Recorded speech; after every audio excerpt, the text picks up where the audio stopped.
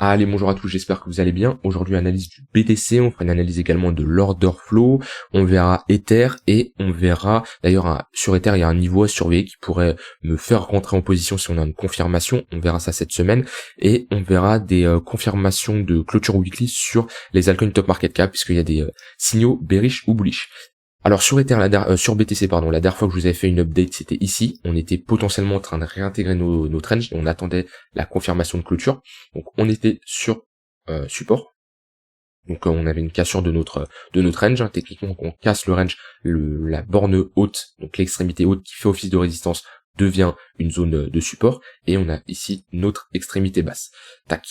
Alors, ce que je vous disais, classique, si on réintègre le range, on a des grandes chances en général lorsqu'on a une réintégration, ça veut dire tout simplement des acheteurs qui ne défendent pas cette zone de prix et des vendeurs qui poussent. D'un point de vue probabilité, quand on a une réintégration, on a de grandes chances de revenir prendre la liquidité du dernier creux. Chose qu'on a fait ici, on a pris la liquidité. Et ce qu'il faut surveiller également quand on réintègre un range comme ça, c'est là où c'est nos précédents pokes, là où il y avait le plus de volume échangé.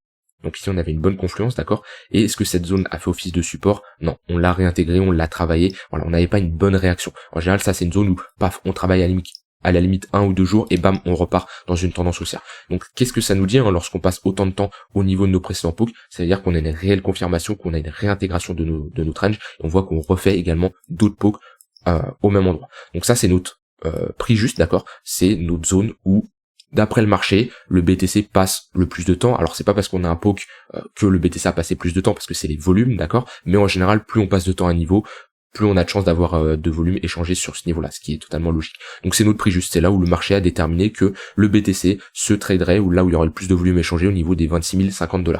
Vous, dans un range, c'est le pire endroit pour se positionner, d'accord, parce que déjà on est au milieu de range, donc d'un point de vue risk-reward, ça va pas être intéressant, et surtout c'est notre prix juste, nous on cherche à se positionner lorsque le marché est sous-évalué ou surévalué, d'accord, dans un range, c'est comme ça que ça se passe. Donc voilà, dans les prochaines heures, prochains jours, si on a un BTC qui vient chercher sa borne des 26 200 $, ou sa borne des 25 800 $, et ben, il faudra chercher des confirmations sur les unités de temps inférieures pour chercher à long ou à short, tout simplement. Par contre, ce que je constate, c'est qu'on a une sorte de petite contraction où on crée des stop loss short ici, des stop loss long ici. Voilà, donc on a une contraction et cette semaine on pourra avoir une reprise de la volatilité avec une chasse au stop loss. Donc il faudra faire attention à ça, tout simplement. Sur du plus court terme. Alors sur du plus court terme, on avait notre tunnel 15 minutes qui faisait office de résistance.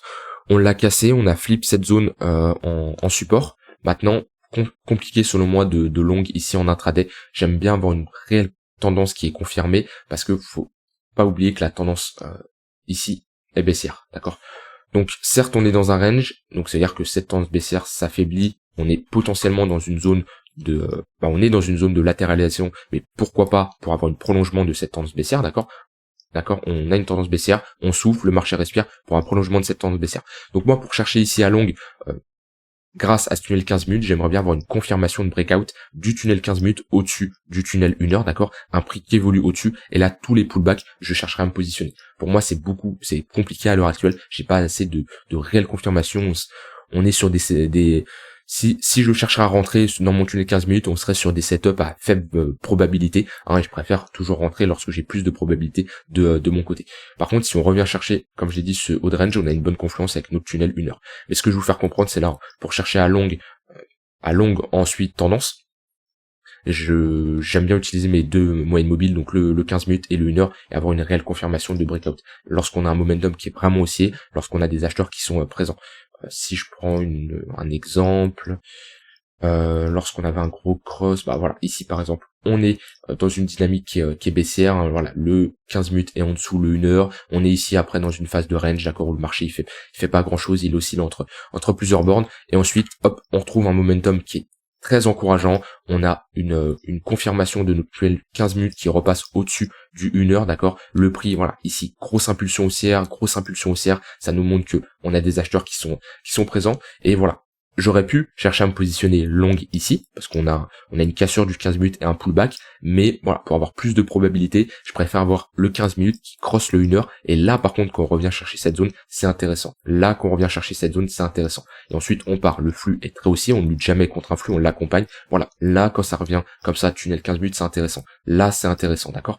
Et voilà, on voit qu'après on le casse, le tunnel 15 minutes devient plat, donc là c'est-à-dire qu'on rentre dans un range et on n'utilise pas nos moyennes mobiles dans un range. Par contre, quand on revient chercher le tunnel 1 heure, il y a également des opportunités. D'accord? Donc c'est ça, je veux vous faire comprendre. C'est là, à l'heure actuelle, si je chercherais à potentiellement longue dans une tendance haussière, il me faudrait une réelle confirmation, une impulsion haussière, une grosse bougie qui me confirme qu'on a des acheteurs qui sont présents, qui poussent, et surtout un 15 minutes qui crosserait le tunnel 1 heure. Et là, tous les pullbacks, je cherche à me positionner. Pour le moment, c'est pas une bonne zone, selon moi, pour chercher à faire de la suite tendance. Vu que de toute façon on est dans un gros range précédé par une tendance baissière, pour moi c'est pas une bonne zone pour se positionner. Donc voilà, on patiente selon moi, et sinon sur du long terme, pour moi la dynamique reste haussière. Par contre on est sur une zone décisive. Ce creux ne doit absolument pas, on ne doit pas clôturer sous ce creux là, sinon voilà, les creux majeurs de plus en plus haut seraient cassés.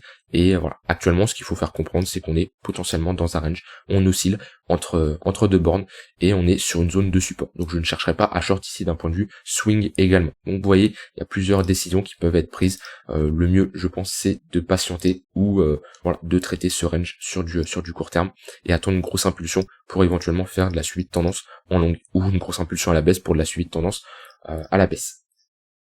D'un point de vue order flow, il y a pas grand chose à dire, on n'a pas de signaux, que ce soit positif ou négatif, hein, c'est assez neutre.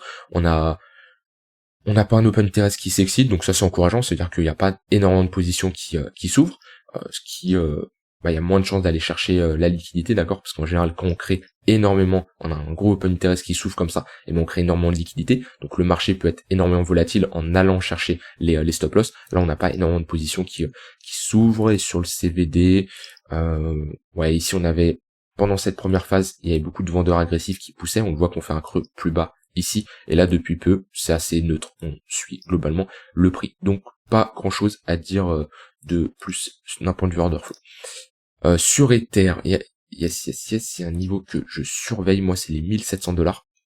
Pareil sur Ether, on est globalement bloqué entre deux bornes, on a une grosse zone d'imbalance ici, donc cette zone d'imbalance, le haut de ici cette zone d'imbalance on est revenu la chercher, mais pas complètement, d'accord, on est revenu la chercher partiellement, mais moi je traite pas les grosses zones d'imbalance comme ça. Ici on a un gros gap, c'est compliqué à chercher à se positionner, et surtout je vais plutôt utiliser mes volumes profile pour chercher des zones où il y a eu très peu de volume échangé. Maintenant sur Ether, on est dans un range, on est bloqué entre deux bornes. Si on commence à clôturer en daily au-dessus des $1700, on pourrait chercher ici à se positionner sur ce W daily, d'accord, on serait sur un cassure de range, hop, on validerait ici une structure en W, et ça ne me choquerait pas de me chercher à se positionner. Je vous rappelle qu'on est sur un gros niveau de support sur Ether, et voilà, en weekly, creux majeur plus haut, creux majeur plus haut, et ici un creux également plus haut.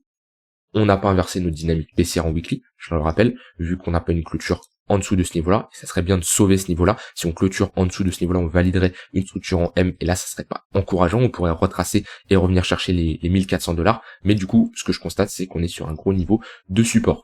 Ce qui manque maintenant, c'est la confirmation de structure, et ça serait bien d'avoir une clôture nette au-dessus des $1700. Il pourrait y avoir une entrée en position qui se mettra en place, d'accord, donc avec une entrée au niveau des $1700, donc si on a une cassure et un pullback, ici un stop loss globalement au niveau des $1636, parce que c'est notre zone d'invalidation. Si on fait ça et on réintègre et on casse ce niveau-là, notre trade est tout simplement invalidé, et une prise de profit aux alentours des $1825.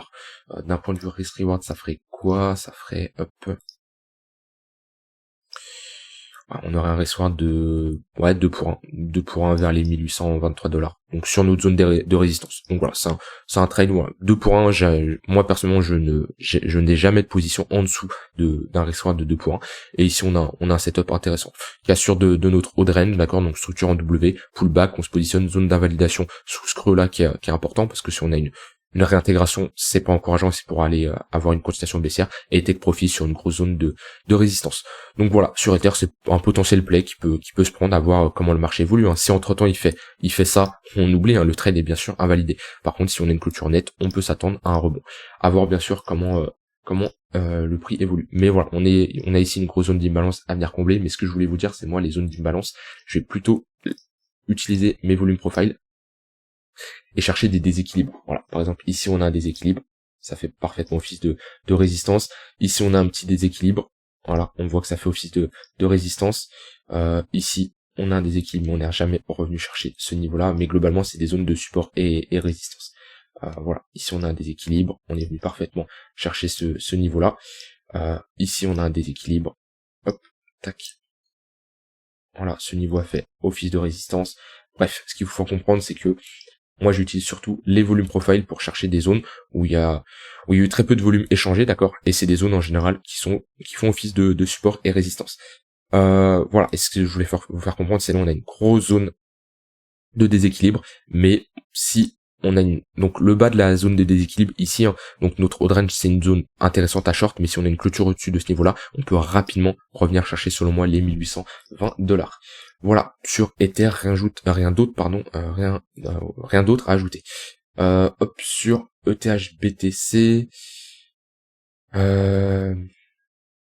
fait un moment que j'avais pas observé la charte. On est toujours dans cette tendance baissière quand même en weekly.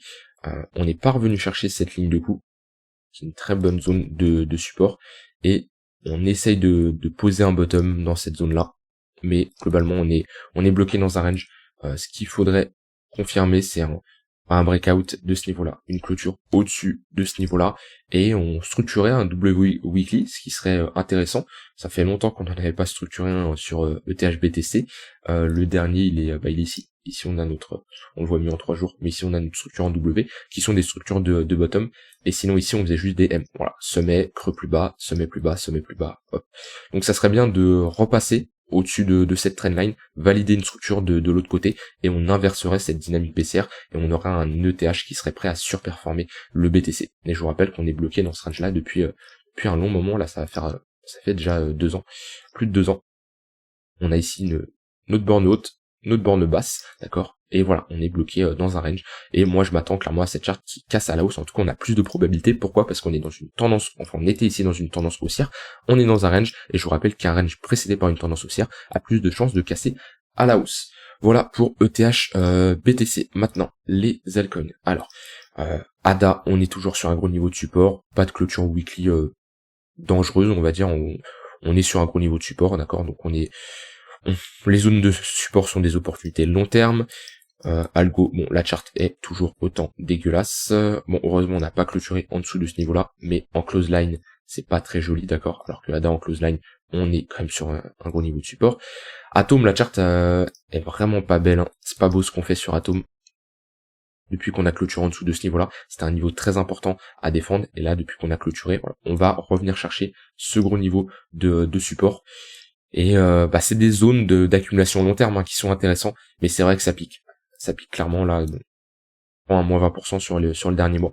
Atom qui on n'a pas des acheteurs qui sont présents, donc voilà, ça dépend toujours comment vous cherchez à vous positionner. Pour ceux qui sont fans du projet, qui sont qui ont des convictions sur ce projet-là, on se positionne sur des gros niveaux de support. Pour ceux qui attendent pour faire de la spéculation, et on attend qu'une structure se mette en place, d'accord, pour inverser cette dynamique baissière qu'on a instaurée ici en weekly. Mais sur Atom, si on a un gros mouvement à la hausse, on accumule quand même pas mal de stops. Ici, on a des stops, hop, stop, on a des stops un peu partout là.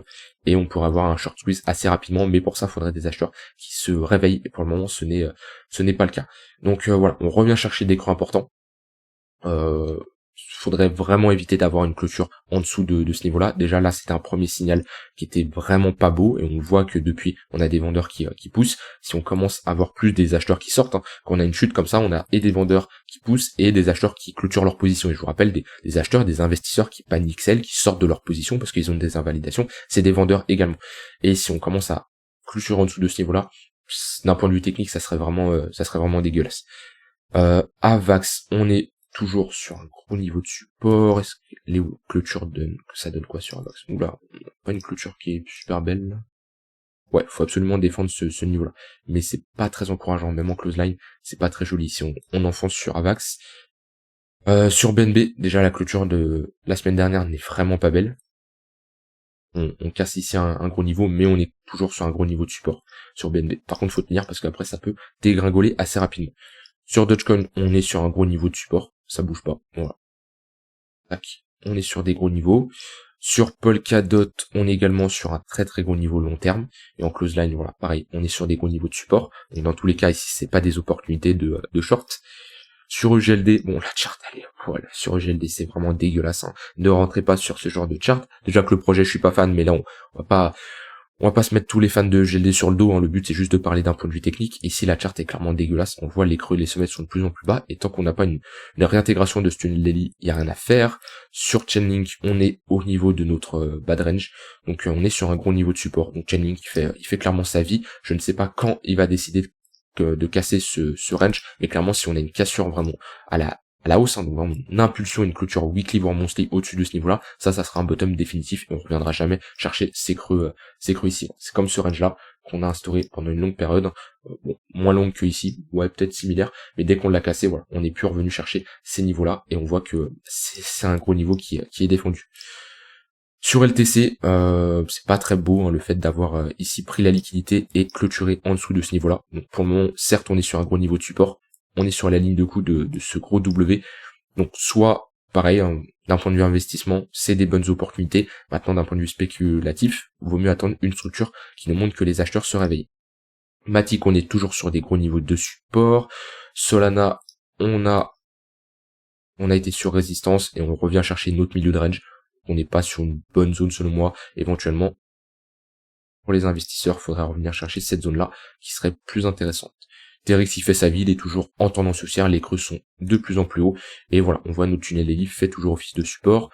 Monero, hop, on est globalement toujours bloqué dans notre range et on revient chercher notre borne basse, même si on est vers le milieu du range. Voilà, si on revient chercher les 125 $, ça serait un gros niveau de support. Et XRP, on est sur notre haut de range. On a cassé à la hausse, on a une forte impulsion, et voilà.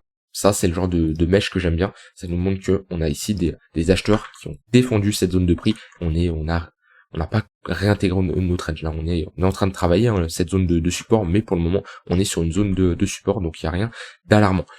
Voilà, j'ai dit ce que j'avais envie de dire sur l'ensemble des altcoins et le BTC. On va arriver au niveau du mois de septembre, donc sûrement une reprise de la volatilité.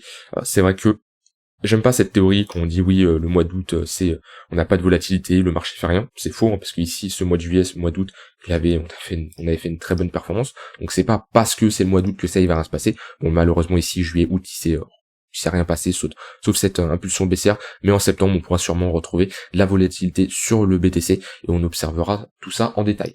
Voilà, je vous souhaite une très bonne fin de journée, hein. Attention sur les marchés, d'accord, toujours respectez votre risque, votre money management, etc., etc. Ne prenez pas de décision sous le coup des émotions, respectez toujours vos plans et tout se passera bien. Je vous souhaite une très bonne fin de journée, on se retrouve demain pour une prochaine vidéo, bye bye.